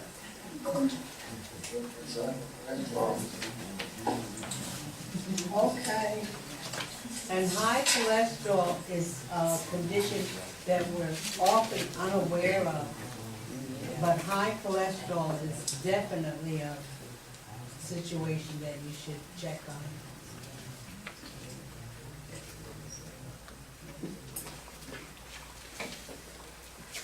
Any more questions at this time from Carruthersville? I want to say one more thing. In my case too, I have diabetes.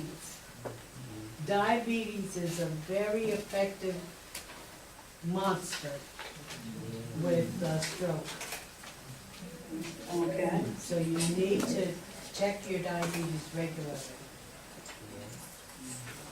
Okay. Anybody else has no more answers? No more questions. Thank you. That's it. You're welcome.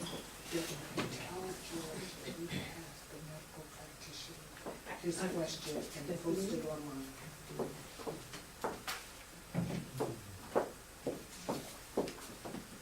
Actually, this was a very serious topic of stroke.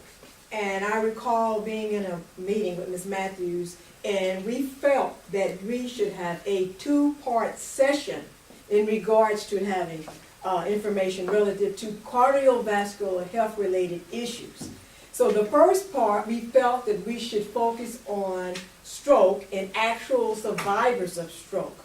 However, our next Lunch and Learn will have a cardiologist who will give a presentation on stroke and heart issues. So our next Lunch and Learn, we will have Dr. Allison Walker, who is a cardiologist here in Jefferson City, and she will be presenting next month, which is Older Americans Month, and she will be presenting on May the 29th, which is National Senior Health and Fitness Day.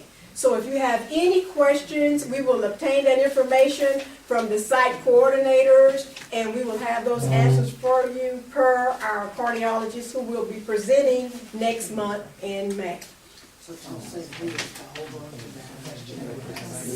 St. Louis, hold on to that question, and feel free to ask that next month at our next Lunch and Learn. Okay, thank you. At this time, please give me one more round of applause for Dr. Lynn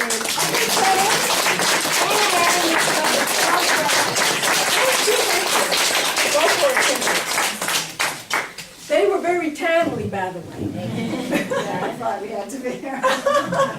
Actually, all three presenters, and this is the first time the center has actually had three presenters, for our Lunch and Learns. And so I thought, oh my, very prompt, ladies. Thank you. Well, of course, this is time for the drawing of our door prizes. Excuse me, could I do a little testimonial? Please do. Please do. We have a testimonial.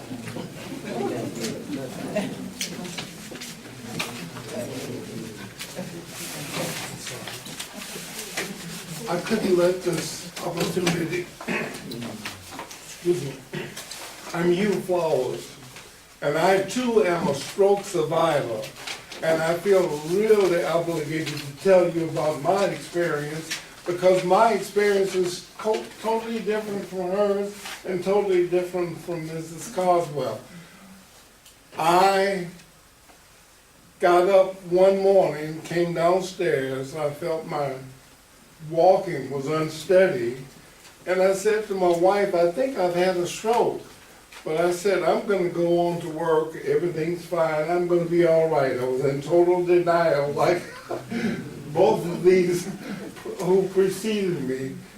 And I went to school, and the nurse noticed me having difficulty, and she kept checking on me, and she finally asked if she could test my blood pressure. And it was out of whack, and I'm still all right. So I taught all day, and I kept going downhill, downhill, and downhill. I was able to function, but I couldn't move. So I sat in the chair and just completely hid it. Nobody knew. I wouldn't get up in front of the kids because I was stumbling. Well, when I got home, my wife noticed me walking, holding on to a camper that was parked in our driveway. And she said, I'm taking you to the hospital. I don't care what you say. And I'm so glad she did, because the next day I could not move my right arm, my right leg, and my speech was affected. And also, my swallowing. And I didn't hear either of the ladies that preceded me speak about swallowing. I could read, I could think, and all that, but my swallowing. The worst thing in the world to me is thickened liquids that you have to drink. Thickened coffee, I'm a coffee drinker.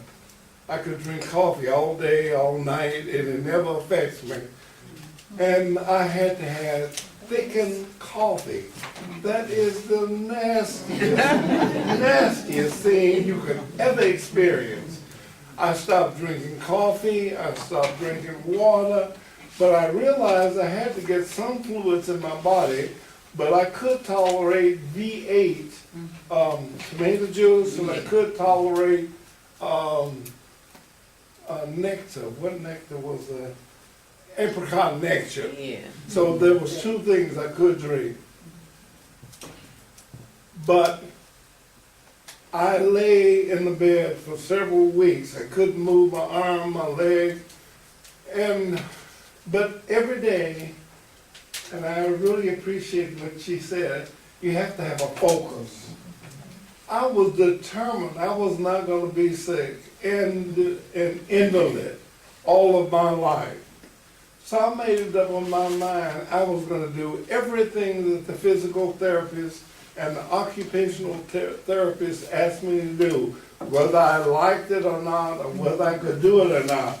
I was very, very cooperative, but every morning I woke up happy. I was never depressed. Good. And several people asked me, aren't you ever depressed? I said, no, I have too much to live for. I have 11 grandkids, and I want to see them grow up, and oh my goodness, I have too much to live for, so I can't be depressed.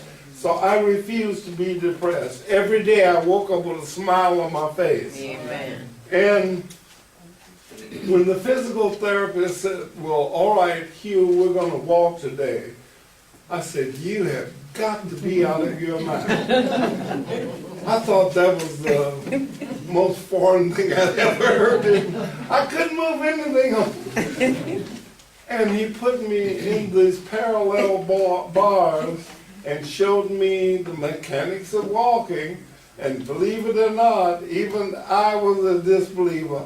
I walked. And I was so proud when my wife came to visit me that day. I said, I want to show you I can walk. So I had to go back to the gym for the physical therapist and show her I could walk. I was so proud, I tell you. I'm sure I couldn't have been more happy than an infant learning to walk, because that was such a wonderful day for me. But my memory was affected.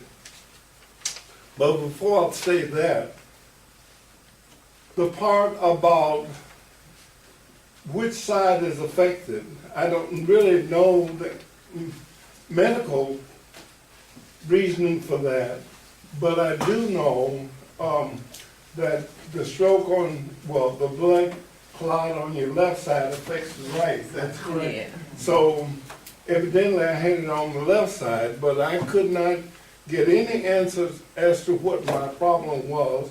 But I do know several years before I had a stroke, I was on blood pressure medication, and the blood pressure medicine took my blood pressure down and it became stable.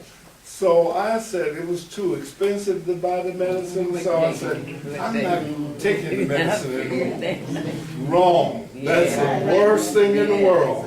Continue taking your medicine. That is so vital. But the other thing is, my memory was affected. And, pardon me for showing off a little bit, please.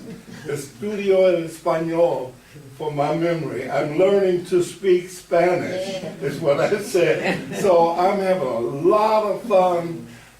When I go to the shopping centers, I see Latinos and I ask, ¿Es usted Latino? And they look at me very strangely, and they don't know whether to answer or not. But when I continue, I said, necesito practicar mi español. And then they said, oh my, he's speaking Spanish. Then they answered me in Spanish. So I have so much fun doing that. And one lady asked me, and I'm through. I was at La Placita, a Mexican store, and she said, well, where are you from? I said, I'm from Mississippi. She said, no, I mean, where are you from? I said, Mississippi. And by this time, I'm getting confused. Why is she still asking me that? So finally, about the 5th time she asked me where you're from, I said, I do happen to be African American. I am from Mississippi, but I'm learning to speak Spanish. I'm not Latino. So anyway, I felt that you really should hear my testimony because it's so different from Mrs. Cosby and from the doctor here. And I thought that was really a learning experience to me because it does affect every person differently, and you can't categorize it. So, thank you.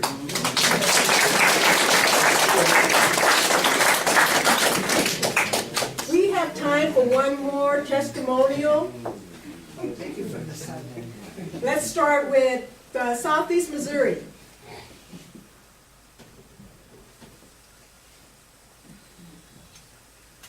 Southeast Missouri, No one from Sykeston. Carruthersville. Any testimonials from Carruthersville? No one from Carruthersville. St. Louis. No one from St. Louis. Kansas City.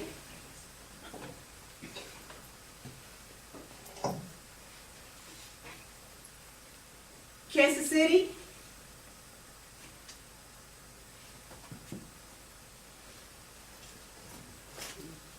Tell them to unmute the microphone. Please unmute your microphone, please.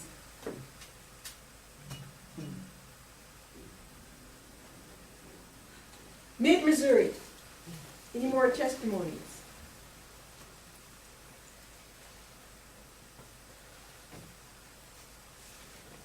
Well, let's move. We're almost ending, but we can't end without selecting the door prize winners. Kansas City, we're going to start with you. Kansas City, please unmute your mics.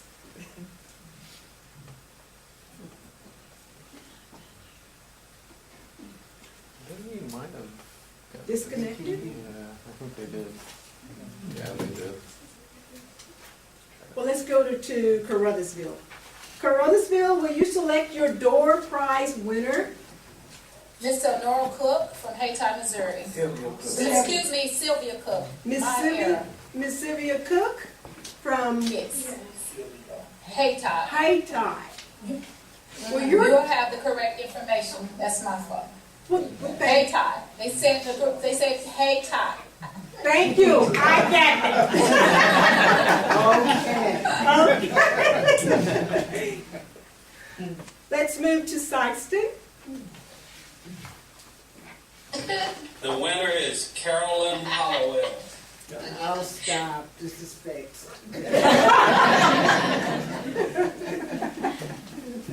Let's move to St. Louis. St. Louis, your door prize winner, please. Yes, we have Ms. Mosby, and this is her first time with us. Would you raise your hand, Ms. Mosby? Welcome. A door prize, Ms. Dr. Dan, would you?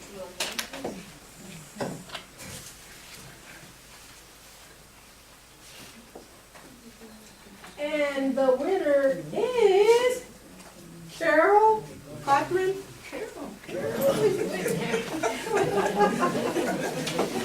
Please join me a round of applause. At this time, it is lunchtime. We will disconnect, starting with Carruthersville. Goodbye, Carruthersville. Sykeston, goodbye, Sykeston.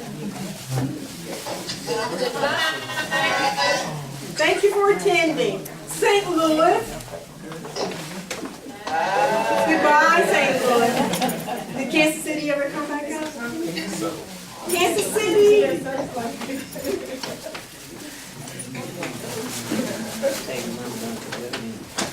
Kansas City.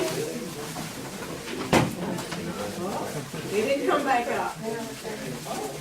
Thank you for attending our lunch and learn. Now it's time for lunch. The restrooms are a short left here, and the lunch is in the industrial fancy new kitchen we have here. We have a nice box lunch for you. And also the cake that we brought in early. This is supposed to be a light lunch, but because it was the 25th anniversary for Office of Minority Health, we went a little extravagant. So please enjoy.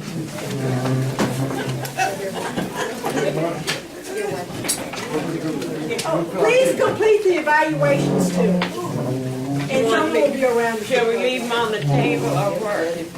Shall we? Just leave your evaluations on the table. Someone will come around and pick them up.